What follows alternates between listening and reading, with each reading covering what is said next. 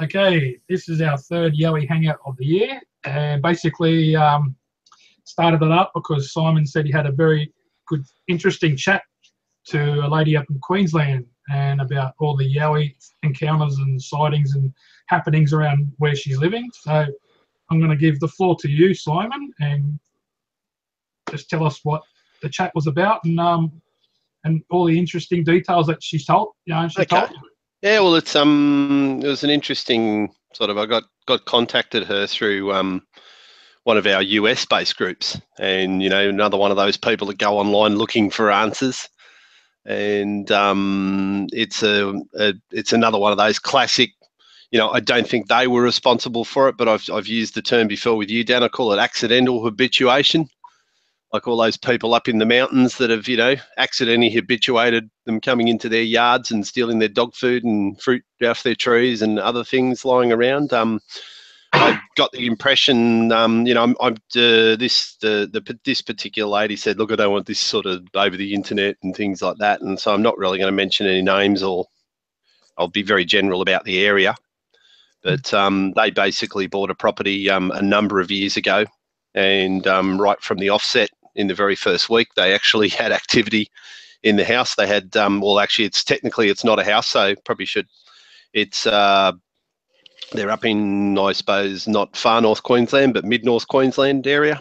They're inland, in a valley, surrounded by mountains, cane fields in the bottom of their valley where they are. They actually live in quite a big, large shed that's been converted, obviously, inside into rooms and a house. It's got a kitchen and everything in there and all your living stuff. Yep. And the very first week they were in, they were woken up by something slapping very loudly on the side of the walls of the shed at about 3 a.m. in the morning. Now, the lady's husband said, it's probably kids, but you've got to understand it's a very remote rural area. I think from the conversation I had with her, she said there's 6 other properties in the valley. And if my memory serves me correctly, she also said there's no other children around that living there. So why someone would come in to a secluded valley. Simon. Yeah. Does she know if the 6 other dwellings or people living in the valley, do they get any action or? Well, I'll get onto that. There is a bit of information there. So, can you guys see me now? By the way, I've actually just realised my camera wasn't actually up. We didn't know that's a bit better. Stays an alias is like looking at the floor, or but. Okay, yeah, it was on the desk because I sometimes I put it down when I'm typing in my password in case somebody's got a bot that spies me typing in my password. Anyway, I digress. So they pretty much had some activity and they've had some things jumping on the roofs, like walking around the roof, and that sort of started it off from there. But she did mention to the neighbours about any funny things, and they just said the neighbours just basically warned her about 2 big black dogs that roam around the area, and that none of them go out at night because it's not considered safe at night because of these dogs. Now that's another side story we will get to towards the end of this, so just bear with me. But she pretty much got the impression straight away neighbours didn't really want to talk about it, and so they've pretty much left on their own. She's the daughters moved up there a few years after they first moved in. The daughter's a lot older. She's in a middle age, or not middle age, but in her 30s now. So not a young kid, but interesting things. They've had a lot, as she said, she's had a lot of activity. They've got 2 French Mastiffs which they keep inside the house because they literally, since the activity started in that first week, they haven't been game to let them out at night. When she takes them out during the day, they're always with her and they don't stray very far from her. They have a rescue dog outside as well, and this is where they had one incident. Now the rescue dog is in a pen and has to be kept separate from the dogs because of the way it was treated in the past. It's aggressive, and that's why they keep it in a pen, fully enclosed, and including a roof on it as well. And one night it was they heard the dog whimpering and they went outside like it was whimpering quite loud, and she said it looked like it was vomiting up bile. And as soon as she opened up the pen and went into the pen, the dog was cowering up against a leg. And she said that she could see it was clearly distressed. And anyway, for some unknown reason, they only had a torch with them. For some unknown reason, the husband turned the torch off and had it off for about 10 seconds. And then when he turned it back on, it was pointing right near the cane field. Now, there is a cane field that literally comes up to within about 10 metres of the one edge of their property, one edge of their house. And he sort of pointed it to the cane field, and she said her husband turned and started running back towards the house. And then about halfway there, stopped and realised he'd left the wife back at the dog pen and said, come on, quick, we've got to get back in the house. And she asked him what he saw. He denied seeing anything. But he was quite, she said he was quite panicked, and she said he had seen something because he was literally beckoning me into the house straight away. And they went inside, but nothing was said. But there was another incident where they found. If you think about this, the shed, they've got a cane fields 10 metres away on one side of the property, and those cane fields run all the way down to about 30 metres to the back of the property, and they hit a creek. So 30 metres behind their property, they've literally got 30 metres of ground, and then they've got a gully that goes down into a creek, and the creek's quite deep where it runs through their property.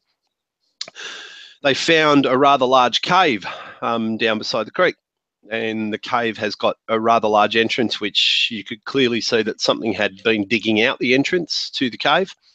And she said it was quite smooth, where something's been going in and out of the cave. Shone the torch down into the cave. They could definitely not see the back of the cave, so it's quite deep. They said that it smelt quite bad around that cave area. I sort of said, what did it smell like? She said, it was like rotting garbage and urine and that sort of bad smell.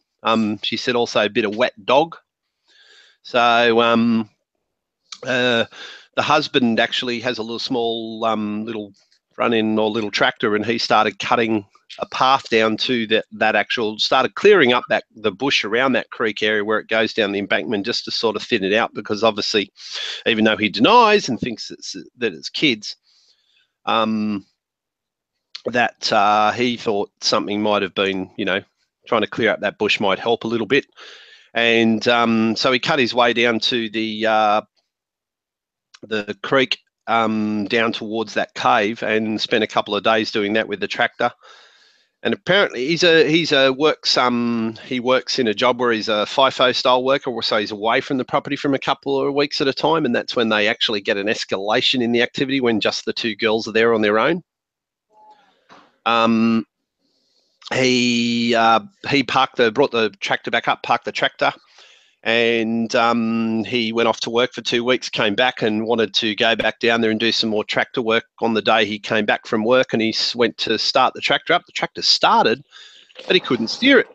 And he realised that the wheels had also been put on full lock. So he got had to get some guy to have a look at the tractor, and what had actually happened is something had jumped in the tractor, and he still says it's a kid, says it's probably kids, but something had jumped in that tractor and turned that wheel on full lock, and then sat there turning that wheel, like putting that much pressure on the wheel that they sheared off the pinion gear down inside the steering box, off the end of the steering shaft. So whatever was turning that wheel had the strength to shear off the end of a steel shaft, but of course it's still kids. It also smashed, there's a bunch of lights on a light bar on the top of it, and they were all smashed and broken. He actually wants, and the reason why he was doing that is she told me that he wants to get he wanted to cut a path so he could get a bigger tractor in there and actually go down and fill in the cave. So obviously he thinks those kids are living down in the cave, and he wants to go and fill it in to stop them going in and mucking around in the cave. So I told her, I said, well, if you're going to go down and fill, if you tell your husband one thing, I said, even if he denies it, so let's just call them kids for the moment. I said, if he's going to go down and fill that cave in, I said, just make sure those kids are out of there before he does it, because he said he probably won't like what the kids are going to do to you if he fills it in while they're in there. So that was just, that was part of it. But speaking about lighting as well, now this is something, I ask a lot of questions of people when they come to me, and and the fact that they sort of had activity in the first week led me to believe that, the other major red flag was they tried to contact the previous owners. of the property to ask him about this, and the previous owners will not call them back or want anything to do with them. So that's usually a clear indication that something fishy was going on. Funnily enough, I said to her, I said, do you have any lighting around the property? And she said, oh, yeah, there's 4 floodlights on every corner of the shed pointing in all 4 directions, so we get 360-degree coverage of lights around the shed. I said, well, have you tried turning those on at night to see if the activity goes away? And she said, oh, all the casings and housing seem to be cracked or broken, or the globes are smashed. So I sort of told her, I said, well, that's probably a result of activity. I said, a good way to tell would be to get all of those lights fixed and get them working. And I said, bugger the power. I said, turn them on and leave them on at night. I said, don't go and replace them with sensor lights, because sensor lights don't work, and they'll work out the actuator areas where the sensor beams cut in, and they'll avoid them. And she goes, funny you mention that, because 2 weeks ago my husband decided, thought after the tractor incident and a few other things, that he's decided it is kids and he wants to catch them on a camera. So he went out and he bought some security cameras, and he's put 6 cameras up around the house. Mainly coverage along the front of the house, but there are a couple down the back of the house. But it's funny, the 2 areas that there are still two areas where they're not getting coverage. And she said that we're still getting things coming up and tapping on the walls of the house and banging on the walls of the house in the 2 areas that aren't covered by the cameras. And I said, well, there you go. I said, that just proves that they've already worked out. They can see the infrared beam, that spread where it comes out from your infrared cameras at night time. And I said, they'll avoid those areas because to them it's like a lit up area. And I said, that's why they're coming into those dark corners and getting away with what they're doing there. I agree with you, Simon. That's exactly right. That's my belief, that the IR camera, they can identify it. There's no problem with that. That's why there aren't 100,000 photos of trail camera pictures of them. Yeah, funnily enough, the daytime ones are the best ones, aren't they? That you've seen, like the ones that they get when the infrared's not working. Yeah. Has this lady actually seen them herself, or is it just? Oh yeah, she's seen them. They've been up peeking in the windows. The scary part is then she and this is where it all gets a little bit weird.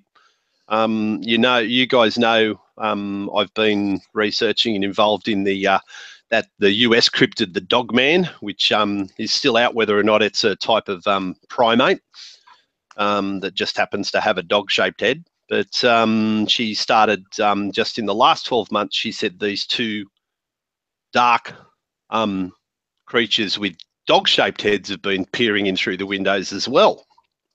So, and she actually saw one. She went, she said about a month ago, she was drove out of the property, and she went, it's funny, she said she went to go out of the property, and this was during the day. And she took the French Mastiffs with her, and normally when she runs out of the property, they'll run around the front yard and, have a bit of a play before they get in the car. She said they did not want to go anywhere, and they stuck either side of her legs and literally followed her to the car. She jumped in the car, went down their driveway, and they sort of hit a dirt road a little bit.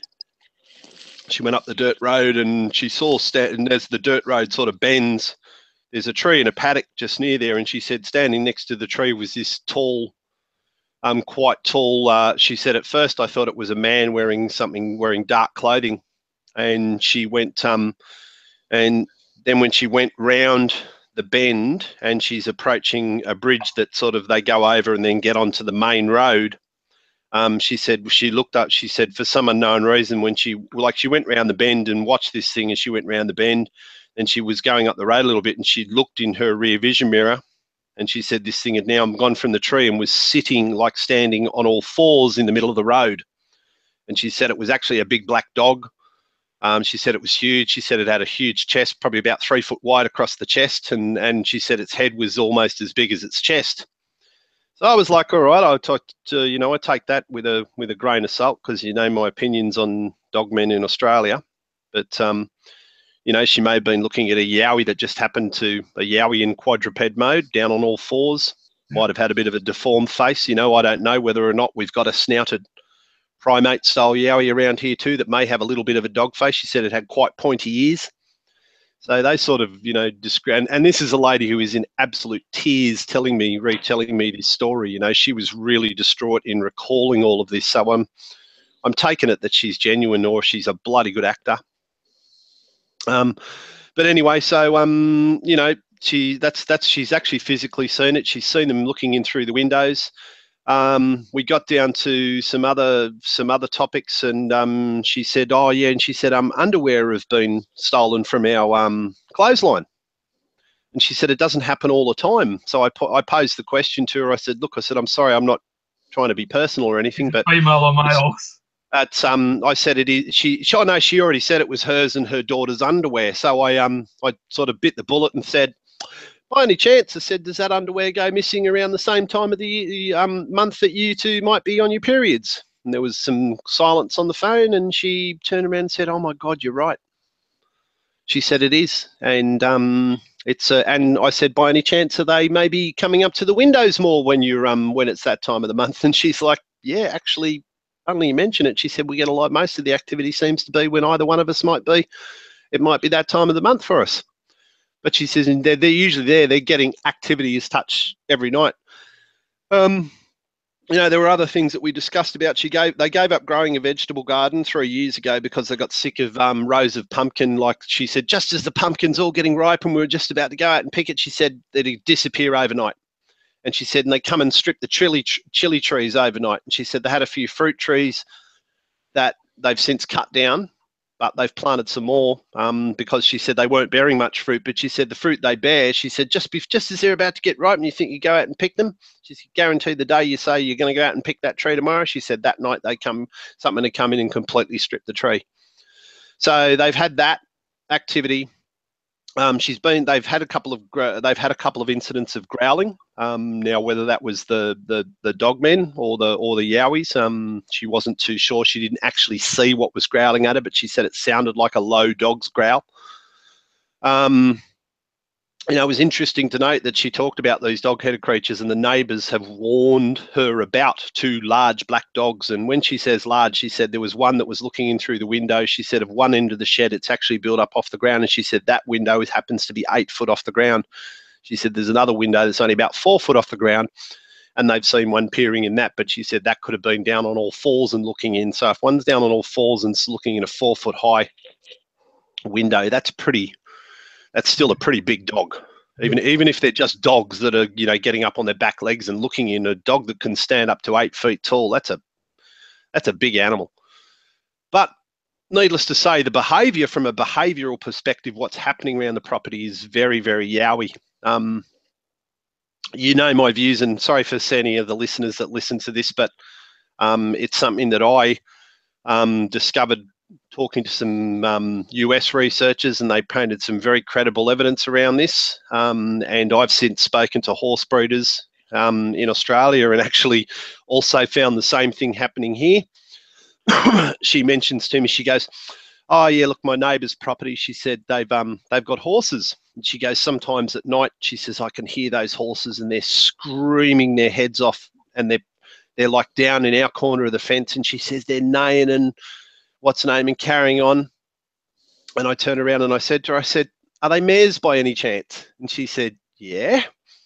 And I said, "Tell me," she goes, "I don't really speak much to the neighbour anymore. We had a bit of a falling out. But she said, I did used to talk to her quite a lot." And I said, "Well, look, if you ever do speak to her again, can you ask her this one question?" I said, "Can you ask her if the horses' manes and tails sometimes look like they're braided or knotted?" And she said, "How do you know that?" And I said, "Well," I said, "I'm asking you the question for a reason." She said, "Well, actually, she's told me that the horses' manes used to get that knotted that she actually started cutting them short." But she said the knots almost look like braids. And she said the tails were doing the same thing too. And I said, "Were the horses quite distressed as well?" She goes, "Oh, she's always saying her horses are distressed, and there's there's certain parts of the property, if you try and take them there, they'll like rear up and don't want to go." Oh, yeah. And I turned around and I said to her, I said, "Well, I'd hate to break it to you, but," I said, "it sounds like that the mares are probably also being molested by Yowies." And she sort of said, "What?" And I said, "Look," I said, "I know it sounds really strange, but," I said, "the nodding," I said, "in the US, they've discovered this. They actually caught 2 of them in the act. One was at the front holding down a horse's mane, and it had its fingers intertwined up through the mane, and it was holding its head down while basically the other Bigfoot was standing down the rear end of it with a massive erection and had a hold of its tail in a similar fashion and was about to go to town on it. And they spoke to a few horse breeders, and there's some horse breeders said, oh, God, yeah, we find this stuff in our horses all the time. They then actually waited till it actually happened again next time. They got some semen samples, so they know that there's something going on there, and they've also found bruising around them and actual handprints on the horses' flesh and rumps from where they've been held quite tightly by things. And apparently they also do it to cows as well. So, and the theory behind it is because alphas claim the breeding rights within a troop on all females within a troop, like what happens in a lot of primates, like chimpanzees are like that. The theory behind it is that the subordinate males, basically when all the women are on heat, they get pretty excited, and that they want to get their rocks off, so they go around and find other animals to do it. And I thought about it, and as they, I said to them, that just sounds so weird. And they said, well, let's face it, they're not the first hominid that has sex with other animals. And I said, well, what other ones do that? They said humans. Made a very valid point, don't they? So if a human can do it, why couldn't a human or another type of hominid do it? Hey, Simon, so this area, just how many people live in this kind of neighbourhood? There's about 6 properties in there, so I'd say there's probably half a dozen people. If you're thinking just a couple in each property, maybe with a couple of workers around, there's probably not more than 20 people in that whole valley. Oh, okay, so it's pretty far out. It's pretty far out, pretty remote. And she said no one really wants to talk about what's going on. If you try and raise it with people, they go, oh yeah, there's some weird stuff out there, we just don't go out at night. That's all they say on it, but nobody really openly talks about it. If you talk to her and ask her for us to visit the area and spend a night or two. Oh, that's going to be on the cards. It's I'm gonna get to that point. It's she's disappeared sort of off. She created a Facebook login purely to join a group, so I've only had contact with her via Messenger. When she's called me, it's via a private number, so I've got no number to contact, and I've sent her a couple of messages since, but she hasn't even read those messages. So, look, the husband could have come back from working in the mines, and she could have told him what had happened, and that they'd spoken to me, and he could have gone off the deep end and told her that's it and cut her all off, because he is firmly in denial. Very, very firmly in denial of the whole situation. And I even said to the point, I said, you need to tell your husband to man up, because you've got a real problem there. And I said it could result in, one of you or your daughter going missing, and he might actually come home one weekend from working in the mines and you're not around. Yeah, it's pretty serious, man. The torment they're getting is pretty when the husband's away, it's just ridiculous. They're there every night. Has there been anything else other than just them hitting like the side of the house and looking in? Has there been any like rocks getting thrown? Little pebbles and stuff gets thrown on the roof. Yeah, things thrown on the roof. Anything to try and lure them outside. She said, I get the distinct impression something is trying to lure me to come outside. She said it's almost like they're taunting us. Has she got like... Well, that's what Neil Frost used to report in the Blue Mountains. His one that he called Fatfoot. It used to entice him out, and he used to look at it like it wanted to play, and some nights he didn't want to play, and he it was that often and that common. And he also used to report, as you've mentioned, he also used to report removal of clothing off the clotheslines. Yep. And female clothing. And it was found. Some of it was found down in the valley. And he found the dog bowls too. Yes. Yeah, so it's. I just thought I'd mention that. No, it's a good point to make, mate. There's and what its intentions are. See, I think from the type of encounters this lady's having, I think the intentions up there are more sinister than what Neil's were. But that's what she said. She said whatever it is, she said it feels like it's trying to lure me out of the house. But she said these dog-headed things, she said she actually had a stare down with the one in the window, and she said that thing was actually just looked like it was she said, I feel like it just wants me to know that I'm looking at it, like it's looking at me, and I know that it's there. She said that's the way it makes me feel when she sees it. So, which is quite interesting. This area where she lives in, like her backyard, is it grass or dirt? Like, is she... they've cleared it round, so she said it was like 4 to 6 foot high grass all around the property, but they've mowed and slashed the 600 square meters of land around, like grass around the building. Okay, so is she noticed any way where there's like more of a trackway where they're always kind of coming in, or? Oh, they found some prints. She hasn't got photos of any prints.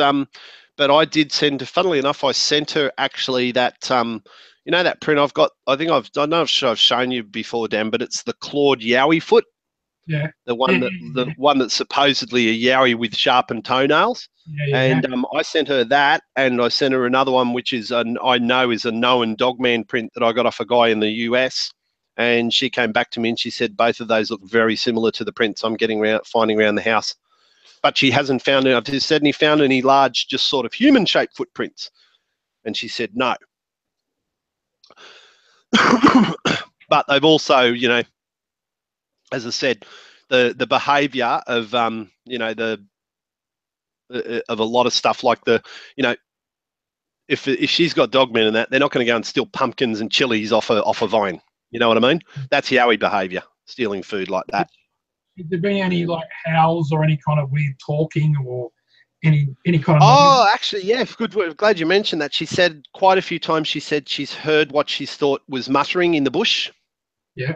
She said coming from down the creek, it sounded like things chattering down there. She said it sounds like somebody, sort of like a group of people chattering, but you just can't actually make out what they're saying.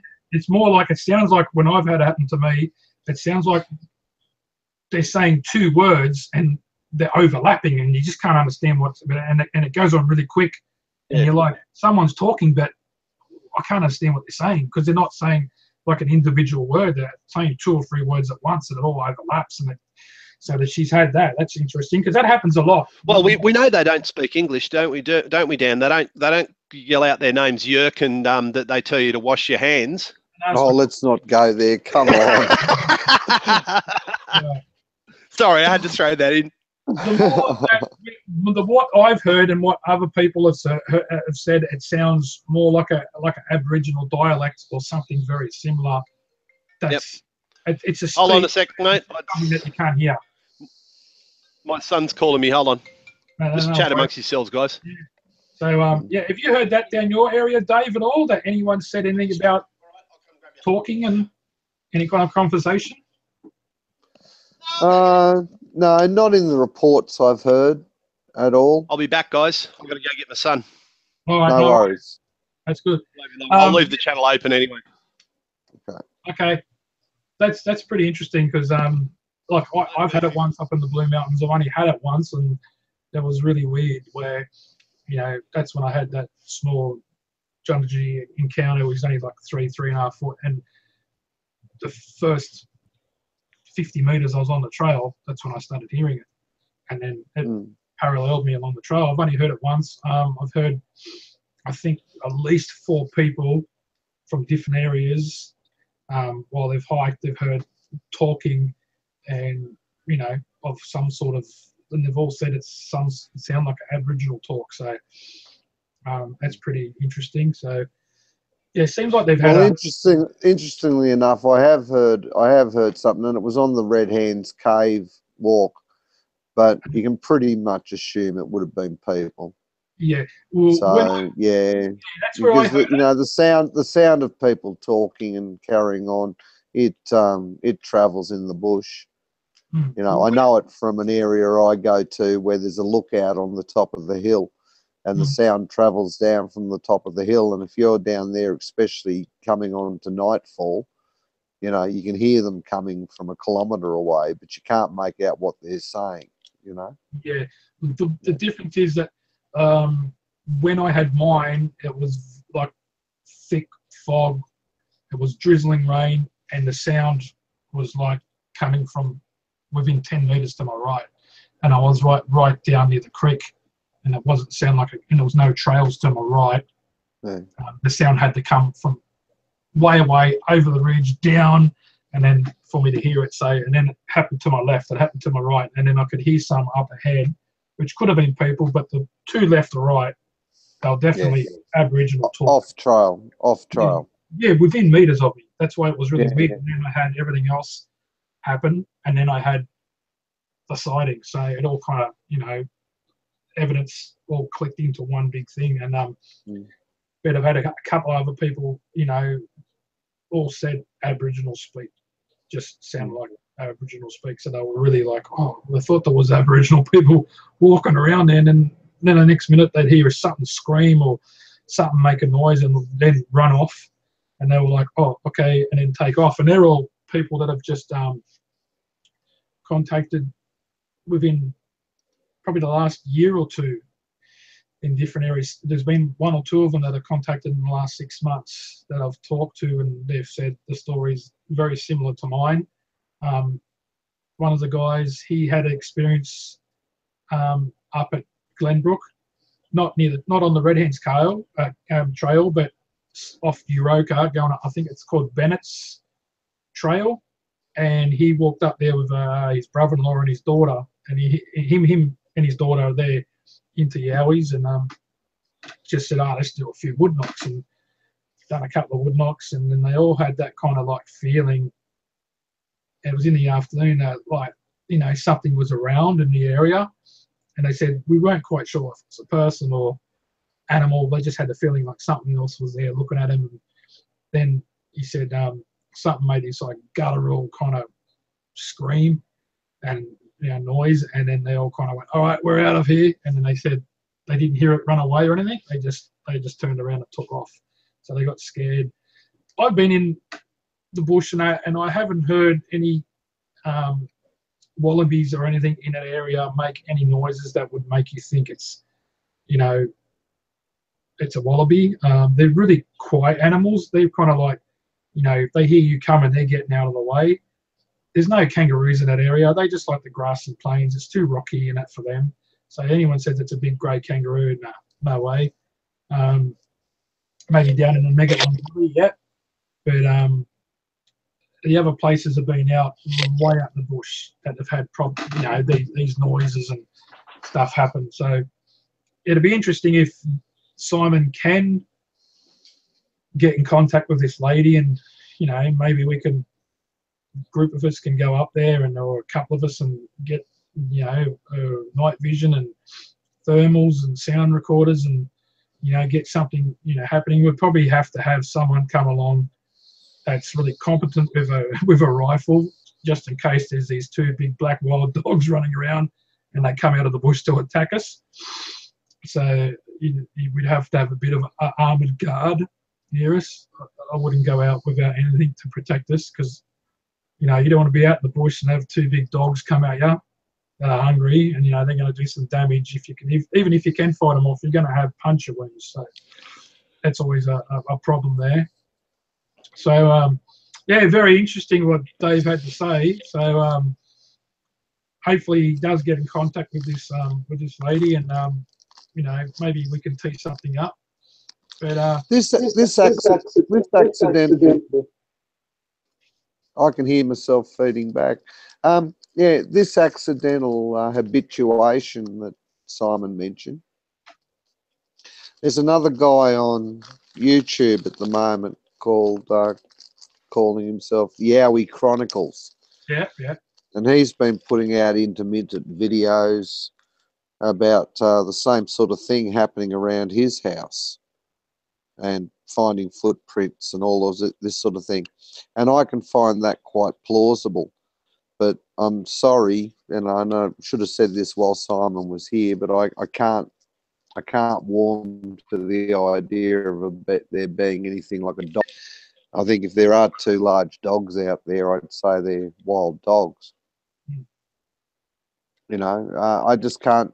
I mean, I've been looking into this for a long time, and the only time I'd ever heard of a dog man was in the United States, and you know, how that can translate to Australia, I don't know. You know, there's been not any reported sightings, you know, historical sightings at all. It's all too new and too fresh, and I think it's just a product of the internet. Yeah, yeah. I'm not. I don't know really anything about that. I'm not into it at all. I stick to, you know, Australia mostly, and what we've got here, and all the sightings, and you know, the people I talk to through the groups, and the people that I go out to and research. Simon's really the only one that I know that's into all this, because he's into the Bigfoot groups and all that kind of thing. Oh, right, yeah, that's something I'm not into. Yeah. I just stick to my Australia, my own country. I'll still have a look and visit and all that kind of thing, but I'm not into it at all. But look, I can't say it's there or not. Like he said, he does say, like he did say today, that it could have just like, it could be a type where it's just got that kind of nose that sticks out on more. Just that when people see it, it's not something they've seen before, and it looks like a dog. And then they've gone, and then they look out the window when it's run away, and they go, it's running on 2 feet. It looks like a dog, man. Because that's what you're going to say. You're not going to say it looks like a cow when it had that kind of dog snout. So it could be it could be a few out there that are deformed. They had fights, and some reason, you know, the parts of the body grew back. Oh yeah, the whole thing's fascinating. The woman's story sounds fascinating. Yeah, so and just on the description of her location, you know, it sounds pretty wild and woolly. Yeah, it sounds like it's pretty much in the mountain area, and to me, and where, you know, it's just farms and stuff, or people that just want to live away from, you know, suburbia. And that's what happens when you live against the national park or the bush. You're going to get any kind of animals coming into your area, and especially when they run up around your house and start knocking on the side of your door or your house, or, you know, and then look in the window, and then when you know that you get most of the places in Queensland, they're built off the ground because it's hot, so they call them Queenslanders, and you can walk underneath the house easily. So maybe and usually like 12 foot off the ground, so you can walk. You're a 6 foot person, you still got 4 foot to your roof. Not all of them are like that, but a lot of them are built off the ground, even if it's only 4 foot off the ground, and then the window might be another 4 foot, so you got 8 foot from the ground. And if something's looking in your window at night, and you see face to face something looking there, you know that it's a big animal standing there looking at you. So you would get freaked out, of course. So absolutely, just banging on the side of your house while you're asleep, would freak you out. I wouldn't want to have that happen to me, and I'm the only person in the house. So yeah, it's not something that you look forward to.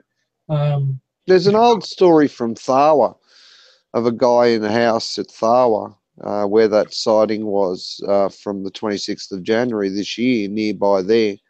And the guy was in his lounge room and with the light on in the house, and he had a sighting out the window. And he ran outside with his rifle. So that was how concerned he was about the situation. But then they stopped leaving the lights on at night, and that seemed to have calmed it down. Okay, yeah. So I don't know how many.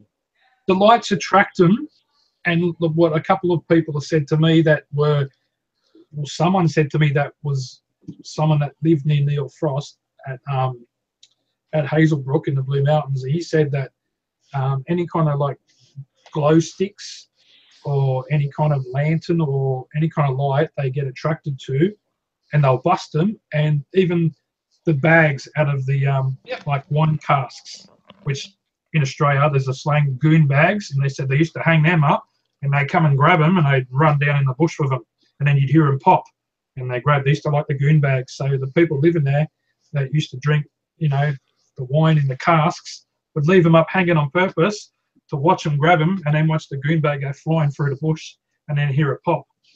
And that was a joke that they used to do because they knew they'd come and grab them, and they knew it wasn't people because the bush there is that thick, and those little shrubs that are like hip height, and they just cut the crap out of your legs. They knew it wasn't people. Why would you come just to grab a goon bag and scratch the crap out of your legs and have blood and all coming out? Because I've hiked through them before to get to certain areas to put a trail camera up, and then you come back out and then you notice all your legs cut up.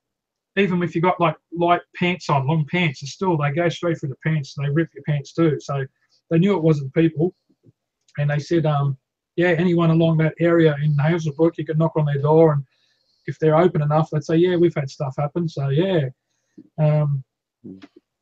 Maybe we should do a bit of that. I got a question for Simon.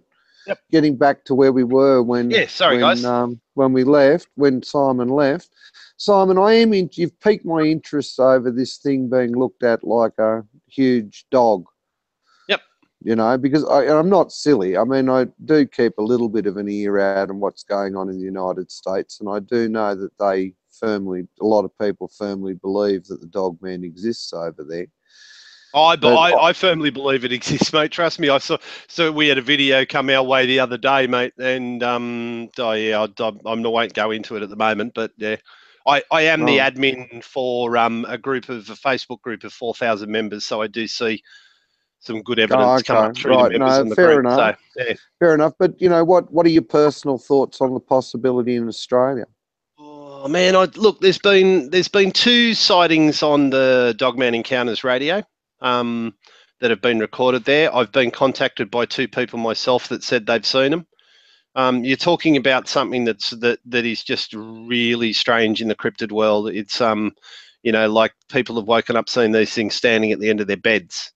And they've, said they've sort of made a noise and these things have bolted out their windows. Other people have, met them in the bush and that. So I think there's a spiritual side to it. Like there could be one could be people seeing demons and such. If you believe in Jesus and God and that, then demons are real as well. It could be something seeing some type of a demon. Other ones I think is definitely seeing a physical flesh and blood creature. You also have the whole floor of skinwalkers over there, which supposedly are in Indian shamans gone bad who and you can hire the services of a skinwalker to go and throw curses on your enemy, and these are people that supposedly can transform and take on the form of an animal. So who knows what that is over there. There's definitely a flesh and blood creature, which is an upright walking type of animal with there's a couple of types with there's one with canid legs and there's one with primate style legs with plantigrade feet, but it's got long ears and it's got a snout. If you're wondering what something like that, go and Google the Beast of Seven Shoots, or what the Americans refer to as the Googway, spelt Gugwe. They are a snouted. Now, in the Sasquatch community, most people proclaim that to be a Sasquatch and a primate. It just so happens to have a snout like a baboon and some other primates. So whether or not we've got something like that here, a snouted, that's why I said a snouted primate. Well, actually, Rusty's got a capture of something that has a snout. Yeah. So there you go. So the evidence is there. There is some evidence there. There's certainly evidence in the natural world that it happens. Primates do have snouts. Yeah. Some primates do. So we don't. Real big long one. So and it's wide. So that's right. And they have canine teeth, don't they? Although this is the difference from what eyewitnesses have described. How many of them are there around? So in Africa, the baboons, there's so many thousands and thousands, but how many people go, if there was a population around, even though they talk about Yowies, if there's a population around, how many is there? But how many is there to sustain them so they're still, staying alive over hundreds and thousands of years? So when they ask you, you don't know. I don't know, but there would be a minimum of 5,000 or 10,000 from to keep the population of, but there could be even more, because look how big Australia is. Australia fits over the whole of America virtually, and look how much Australia is not. There's no houses or buildings there. Look, there's a lot of bush in Australia, and a lot of bush that people haven't been to. Like, I do most of my research in the Blue Mountains, and you just go to one of the lookouts and you can just look as far as you can see, and it's just mountains rolling like that, and there's creeks going in, and there's not. My backyard, mate, exactly the same. Yeah, it's 1,000 square kilometres. And that's technically, your backyard is an extension of our mountains. That mountain range goes, right the way along the whole eastern seaboard. So they could be living anywhere along there. Yeah. We know for a fact that Rusty's got them down the south coast up in the mountains. So that says Great Dividing Range South Coast. They're in the blue. They're in Dave's area of the Great Dividing Range. So we come up to Canberra, they're there. We come up to Blue Mountains, they're here. We go to Mid-North Coast, to Gloucester, all of those areas up through there. They're all up there, and then right up into Queensland. And this area where we've been talking about before is smack bang a valley, smack bang in the middle of that Great Dividing Range. And that's just one little snippet that's only so wide and so long in the whole country. Yep. Which, you look up in Queensland, you go up to the top where they're doing a research now to look for the thylacines, because they've been sighted up there, way up north of Queensland. That bush is like, you wouldn't want to go through it. What's in there? Here's actually a funny one. The lady did share with me an image off the security camera, and there's an image of it's a nighttime image, and it looks like something that has the head of a dog almost, but looks like the body's very feline. And I'm looking at this. I don't want this shared on the Hangout, because she did say nothing on the internet, so I'm not going to do that. But I will get it off my device and send it to the two of you blokes later, so you can have a look. But you look at this sort of little white thing down in the photo, and I'm thinking, God, that looks like it could be something like a marsupial lion, like it's judging by its shape. And there's the thylacine. I firmly, I know from the video, that Paul Day video that came out last week. It's brilliant. If people sit there and go, that's a dog with a limp or a fox or whatever, they're just in denial. That is a thylacine, mainland thylacine, running along a paddock, mate. The only thing that I'd like to just put with that one that you said that was filmed last week, just the thylacine tail is pretty thick at the base, and then it comes down, and I just would like to study a known video of a thylacine that's like, the last one that was filmed at the zoo in Hobart or something. Yep. And then try and study that tail, because that's what it is. If you can get, there's no dog that's going to have a tail that's thick like this and then goes down to the point like a thylacine. That's right. Well, the other thing that was pointed out it's the gait, the way it walks. But another thing pointed out by a vet, when dogs run, they either run with their tail up in the air or their tail down low. They never run with it sticking straight out the back like this thing was. Yeah. So that's a weird one. But anyway, that aside, I know of 4 Thylacoleo sightings that have happened in the last 2 years, and these are, one guy actually saw a pair walk out in front of his car in daylight. He said at first he didn't know what he was looking at, which gives it a lot of credibility, because then he went looking and found the images online and said that's what I was looking at. And he said, but these things, he said they was like a tawny sandy color. He said they had, but he said what threw them about them, he said they had these shortened snouts, and the snout looked really odd, and that's because of their I suppose tusk type teeth they have at the front, what make their snout look odd. But he said he knew they weren't a dog because they actually had rounded ears. So, and then of course he went looking online, found the image, and went, oh my God, I've just actually seen bloody what something that that was extinct, supposedly extinct 10,000 years ago. Yeah. But we all know that certain things they might say they're extinct, but they're not. All right, mate. I think we might just wrap it up there. We've been on for well over an hour now, so just over an hour. So I just really wanted to share that with you guys. That story. It was a interesting thing. I'll keep I'll keep it updated if this lady gets back in contact with me. That whole sort of Dogman thing, I will be covering off the Dogman in my next Yowie Times article, because I'm going to start off in the US talking about the Bigfoots over there, and that Dogman type creature does come under what they term the Type 4. So I'm going to go through the types that they have over there and explain how they're classifying their different types of hominids over there, because I think it's actually a pretty good system, and I think we need to maybe start using a similar type, or maybe start identifying. I definitely think we've got their type 1s and 2s in here in Australia, and probably what they deem type 5s, which I'm talking little people. But they're putting a little bit of something that I think that if we start using it worldwide, is a good thing, because then we can all start speaking the same lingo. We can say, oh yeah, that our such and such is a type like your type 1s. And straight away they know what we're talking about, Type 1, of course, being your classic Patterson Gimlin film Bigfoot, the very heavy set, tall Pacific Northwest one. And they do differ. They're very different in the south to what they are in the north, but I'm not going to steal any thunder from my article next week or next month.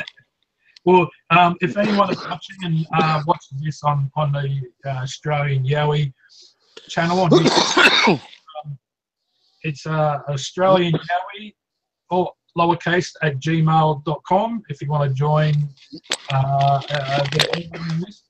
And it's probably up to about 40 pages each month. I wanted to keep it down to make it easier for myself to do the editing and the making up of it, but there's too much information, so I've already given up on that.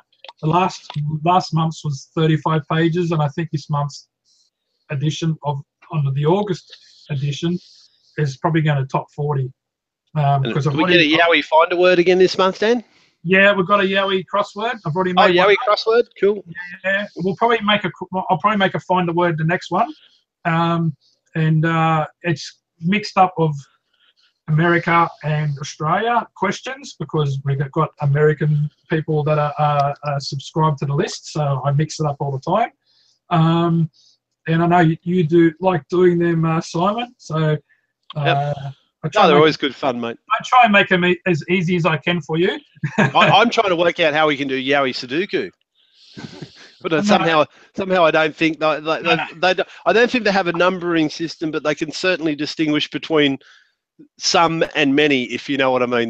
They can know that difference, but. Maybe we could do what words do Yowies know? Yerk, coffee. I know we won't. Oh, stop it! I wanted to get you, Dave. So no, what we'll do, we'll finish it up here. We won't go to the 3-hour mark that we used to do with the other Yowie Hangouts. And like I say, every time we do one of these, this is not going to be once every week or once every fortnight or month. It's just when something pops up, just like Simon said, he had a bit of information from a lady that's been having encounters, and we'll just have a chat about it and ask a few questions and things like that. But we're getting closer and closer to our Wee Jasper couple of nights, which is going to be the long weekend in October. So I'm hoping to get down there on the Friday before, so that's the 29th, and I'll be there till the 2nd, which is the Monday. So I'll be there for at least 3 nights. So if anyone wants to come down and jump in the car, I've got room in the back. So we don't have to take all the cars, make it cheaper for us. And I don't know my way down there, so I'm going to have to get the... That's pretty easy. It's one turn off the highway, I think, towards Yass, and then you drive through Yass and go a little bit further and you're in Wee Jasper. Oh, sweet. I've been to Yass before, so I know where to go. Yep. It's been a long time though. 20 years. But anyway, it's been bypassed now. Is it? Oh, okay. Yeah. Then I don't know where I'm going. So there you do. You turn off the sign that says yes. Yeah, that's right. Yeah, you can't miss it. So we're doing that one, and then I just recently been looking into that trail that goes through the Jamison Valley in the Blue Mountains at Katoomba, and it's called Sublime Point Trail.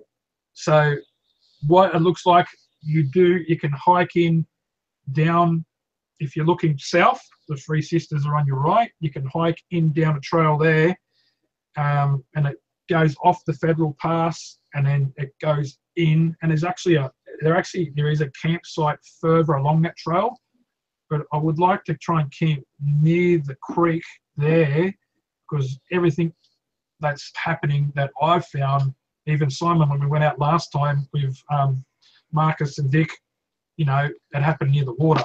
Yep. So, you know, and other times up at the Wadigans, and other times I've had at Blue Mountains, I've had things happen near the water. So if it's not too noisy, if it's not too noisy for sound recorders, if it's a very quiet kind of area, we'll try and find a space to put our tents and stuff up there. But if it's not, we can easily walk down the trail and find another place and then walk back there during the night time. So probably leave it a couple of months so it gets a bit warmer. Yeah, it's not as cold as your area, Dave, but it's still pretty cold up in the Blue Mountains during the night time. So we want to try and make it snows there. Yeah, I know.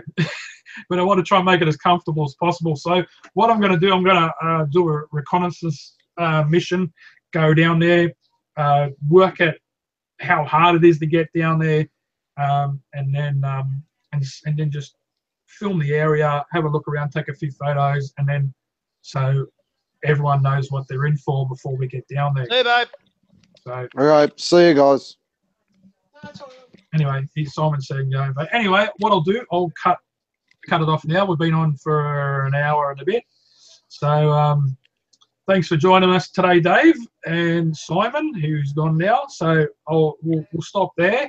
And when we get some more information or anything pops up, anything interesting, we'll just, you know, probably give it a bit more time than I did today. I've been a bit busy doing things, and give it a bit more time so people know that, you know, the Hangout's on, and post it.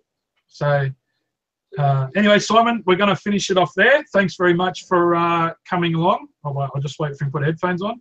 Yep. We're just going to wind it up now. Thanks very much for coming on and taking the time out to tell us about the story today. That's all right. Can I just add something at the end to all the people who are listening, who watch this show on YouTube afterwards? If you've ever think of contributing, we are a democracy here. We appreciate people coming along. Dan is not a dictator. He runs these things for the purpose of getting everyone involved. So please come and contribute, because it's although I do like the stories my mates here bring to the table, I want to hear others from other people, and I'm sure they do too. Don't be afraid to jump on here. No one's going to jump down your throat. No one's going to tell you don't know what you're talking about. But this is an open forum where we can share ideas and share things that we're all learning in the field, and hopefully all learn something together. You know, I've thrown a bit of controversy out there today.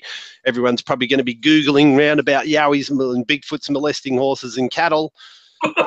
Trust me, I've done about 20 hours research and reading into it, and I've spoken to a lot of people, and I'm a believer in that now, because the evidence is there that clearly states it. Once you start talking to people, you go to anybody who's got horses in an area where you know there's Yowies and they've got paddocks that back right up onto the bush, go and ask them, if they just go and ask this one question: does your horse's manes ever get their, like the horses ever get their, look like their manes have been braided or knotted really badly?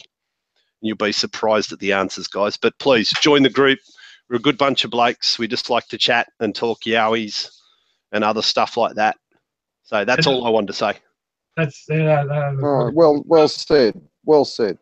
Basically, too, if anyone wants to is interested in, you know, the Yowie or any kind of cryptid, they can contact me on the australianyowie@gmail.com, and if they want to join our group, just to come out and experience an overnight research, they can. Just let me know, and we can put you, you know, we can tell you when we're going to go out, and you can join us. And we won't tie you to a tree. No, you just got to bring all your, you know, your tent, your sleeping bag, all the normal things for a camp. If you've got torches or any kind of gear, bring them along. A lot of places we do go to, you do kind of need a little bit of fitness. We do, especially when we go to Blue Mountains. A lot of places, some places, there's a lot of steps, trip hazards. A little bit of fitness does help, but we're not ninja warriors here, so we're all kind of in the same boat.